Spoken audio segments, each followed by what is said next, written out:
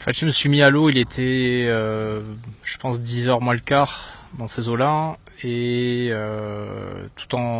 j'avais passé un petit quart d'heure à regarder la mer avant. J'avais questionné deux, trois gars au bord pour savoir s'ils pensaient que le filet allait s'ouvrir. Et vu les conditions qui étaient beaucoup plus, en tout cas favorables par rapport à la veille, où la houle était, j'ai envie de dire, 2 fois plus grosse, et la limpidité qui était en tout cas plus claire aujourd'hui. Voilà, il y avait tous les facteurs qui pour moi étaient que les roches noires c'était un peu une carte postale et idéale pour aller surfer. Et du coup j'ai décidé d'aller me préparer, me mettre à l'eau. J'ai croisé un ou deux gars avec qui j'ai discuté avant de me mettre à l'eau. Et je pense que voilà, j'avais le premier pied dans l'eau à moins le quart, à 10 h moins le quart, et il m'est arrivé ce qui est arrivé vers 10 h 10 je crois. J'ai pas regardé ma montre, c'est plus le poste MNS qui a remonté l'horaire de cette attaque là sur ma planche, quoi. On était quasiment 10 personnes je crois au pic. Il y avait, comme je dis, pas beaucoup de vagues, enfin pas de grosses vagues, il y avait peut-être 1m20, 1m30 mais pas plus. Et on était 10 personnes à l'eau, il y avait une majorité de planches de gars en longboard et puis et paddle, et peut-être un ou deux bodyboarders que j'ai dû croiser comme ça. Je ne m'étais pas positionné au large, j'attendais les vagues intermédiaires, et là, en l'occurrence, il y en a une qui s'est présentée, qui était plus vers le spot de Cachera, et j'ai ramé vers l'intérieur pour essayer de l'attraper. Donc j'étais assez lancé dans ma course pour prendre la vague. J'ai commencé à accélérer pour réussir à la prendre. Et là, à ce moment-là, j'ai senti quelque chose de bizarre où je me suis senti ralenti dans ma course, comme si quelqu'un me retenait un t-shirt, et ma planche qui commençait m'a glissé de dessous moi en fait. Et à ce moment-là, j'ai eu un réflexe de peur où j'ai abandonné ma planche. Je surfe jamais avec les leashs en fait, j'en mets jamais. Et du coup, j'ai laissé ma planche. Et c'est là que j'ai vu c'était pas normal, parce que pendant une demi-fraction de seconde peut-être, elle était encore immergée, elle était encore sous l'eau, quoi. Elle était pas remontée de suite. Et quand elle est remontée à la surface, j'ai vu qu'il y avait une morsure franche dessus, où il y avait le pain de mousse de la planche qui apparaissait.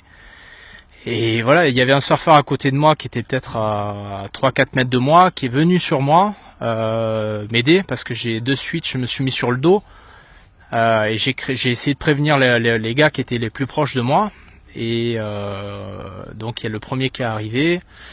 Et voilà, à ce moment-là, il m'a demandé si ça allait. J'avais senti quelque chose sur ma hanche, mais pas quelque chose de franc, vraiment pas douloureux, mais j'ai eu peur qu'il m'a enlevé un bout sans que je m'en rende compte en fait, parce que je me suis souvenu de certaines histoires devant la Réunion où les mecs se sont retrouvés à se mettre à ramer, et il avait perdu sa main. Donc j'ai eu peur à ce moment-là. J'arrivais pas à voir si j'étais blessé ou pas, et en même temps j'avais peur qu'il me recharge.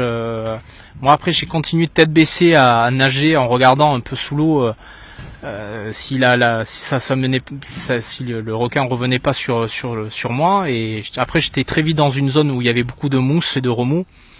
Le gars qui était en surf, apparemment, je suis pas resté avec lui, et lui essayé de rester à côté de moi, mais apparemment lui il s'est fait charger. Mais j'ai pas vu à aucun moment ce requin. Je pourrais pas dire la couleur ni la dimension qu'il avait. Et voilà. Voilà l'histoire grosso modo. Et après très vite, il y a eu Thomas Richard qui sont arrivés avec un pilote au jet ski, sur le jet ski, qui m'ont remorqué et m'ont sorti immédiatement de l'eau. Qu'est-ce que vous vous êtes dit à ce moment-là?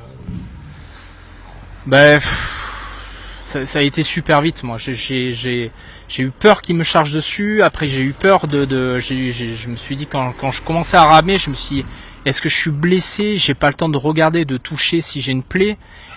J'ai craint le moment où je commençais à perdre de l'énergie, parce que en fait peut-être je suis amputé de quelque chose ou touché quelque part. J'essayais de sentir de la moindre chose qui était sur quelque chose, un bout peut-être de moi qui était parti, mais en fait non, rien. J'ai eu beaucoup de chance. La petite éraflure que j'ai, je pense pas que ce soit sa mâchoire, parce que on me dit que la peau des requins est vachement abrasive, donc j'ai plus cet effet-là qui a été noté sur la hanche. Mais voilà, je pense que j'ai eu beaucoup de chance, et ma planche m'a peut-être sauvé, ou je suis le premier à donner ces leçons-là. aux autres. Et moi, père de famille, je me suis mis tout seul dans l'erreur de, au bout d'un moment, je vis des semaines chargées avec le métier et je me dis qu'on est un homme, on peut pas reprocher des choses je sais pas, d'être libre. Au bout d'un moment, on a un super spot de surf, c'est vraiment la carte postale, l'eau est claire. Après, qu'il y ait des théories qui viennent encore démonter tout ça, je veux dire, c'est si vous voulez, mais là, les conditions étaient parfaites, des petites vagues, le filet qui était pas immergé, c'était en cours de validation, donc on n'était pas non plus sur une. Je pensais qu'ils allaient l'ouvrir aujourd'hui parce que tous les voyants étaient ouverts en fait pour le faire, donc j'avais un peu anticipé, peut-être 25 minutes avant, 30 minutes avant, j'aurais pas dû le faire.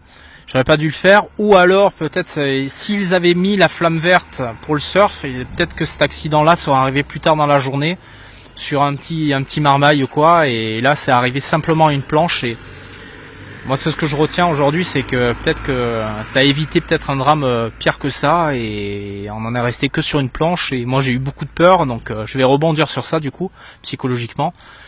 Et voilà, mais ouais, je connaissais mes torts. Au final, je peux rien dire par rapport à ça, et je sais que je vais passer pour le vilain petit canard sur cette erreur-là humaine, mais en même temps, on est des hommes libres, et c'est vrai que là, j'ai fait une erreur dans une demi-heure près, et pensant être en sécurité, et pensant avoir analysé tous les facteurs où on me dit que le filet est étanche, qu'il n'y a pas de problème, il n'y a pas de trou.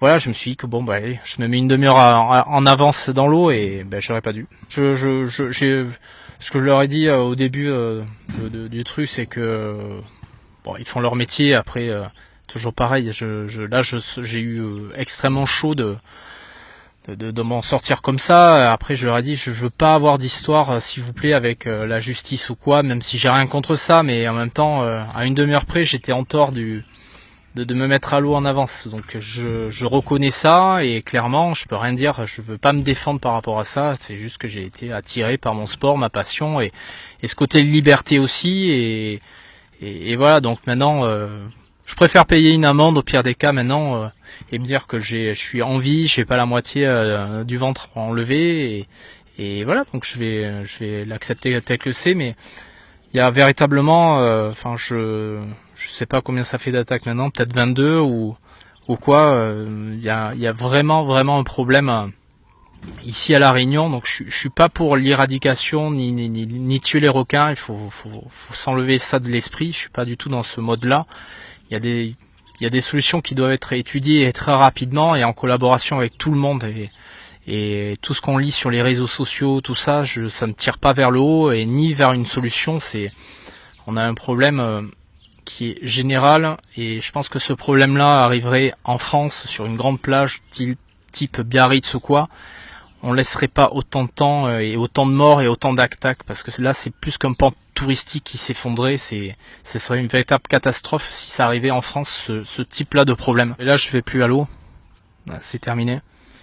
Non, là je vais plus. Je remets pas les filets. Peut-être il faut re-questionner l'utilité de ces filets-là, même s'il y a un travail énorme. Et je remercie encore tous les gens qui ont pu bosser là-dessus, Patrick, Jean-François et les élus, certains élus de la mairie de Saint-Paul. Mais il y a encore des études poussées là-dessus. Je sais qu'on a tous envie d'aller à l'eau, moi le premier. Mais là, en l'occurrence, je vais pas plus tenter le diable à aller derrière les filets. Alors, j'aimerais savoir avoir cette conscience un peu plus tranquille la prochaine fois que je remettrai un pied à l'eau ici. Et voilà. Mais encore une fois, je maîtrise pas pourquoi il y a eu cette attaque-là, dans quel type de requin ça a été, est-ce qu'il est passé dessous, est-ce qu'il est passé dessus, je sais pas. Est-ce qu'il y avait quelqu'un entre nous qui saignait beaucoup, qui a attiré ce squale-là, qui s'est blessé, et au final ce requin a peut-être rentré dans une frénésie et passé entre les mailles et est venu charger le premier qui passait. Je sais pas du tout ce qui se passe là, mais en l'occurrence pour l'instant je prends plus de risques à aller même dans les filets pour l'instant.